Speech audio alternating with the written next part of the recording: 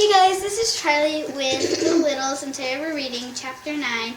So, Frankie's here. Say hi, Frankie. Hello. That's better. Let's get started with Chapter 9. The next morning, Mr. Little was walking back and forth in the Little's kitchen. Mrs. Little and Lucy sat up on a table watching him. Granny Little was sitting at the table too, knitting. Mr. Little kept looking up at the clock on the wall. 10 o'clock, he said, and they're not there. They should have come back half an hour ago. Who's not here? Said Granny Little. Uncle Pete and Tom, said Mr. Little. They went into the kitchen to see if the mouse traps had been set. What shall we do? Said Mrs. Little. Mr. Little strapped on his sword. I'm going to find them, he said. They're probably all right, but I can't stand the waiting. I'd better go with you, said Mrs. Little. No, I can handle it alone, said Mr. Little. I want you here with Granny, just in case. Do you think the mice would come here?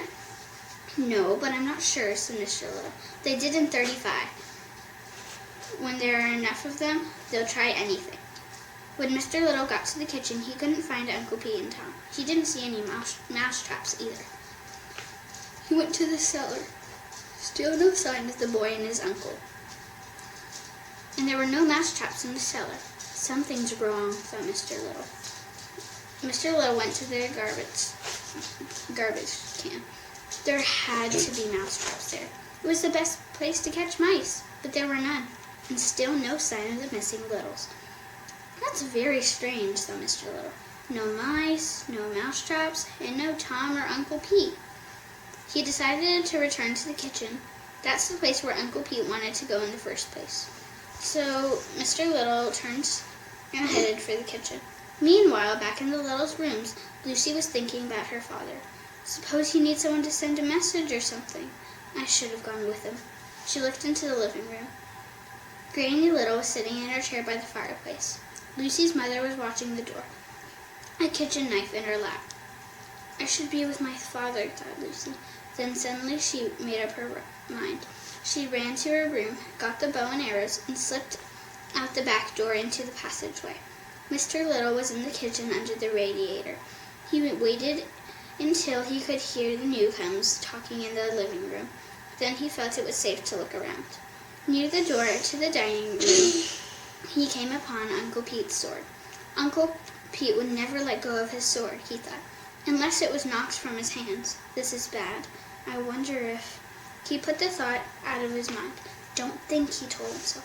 Just keep looking. Mr. Little drew his sword. He went into the dining room. He kept close to the wall and walked slowly toward the fireplace. Just as Mr. Little was leaving the kitchen, Lucy got there. She saw her father go into the dining room, sword in hand. Lucy ran to catch up. Her father was only a few feet ahead of her when suddenly a giant cat leaped at him out of the shadows. Lucy was never so scared in her life.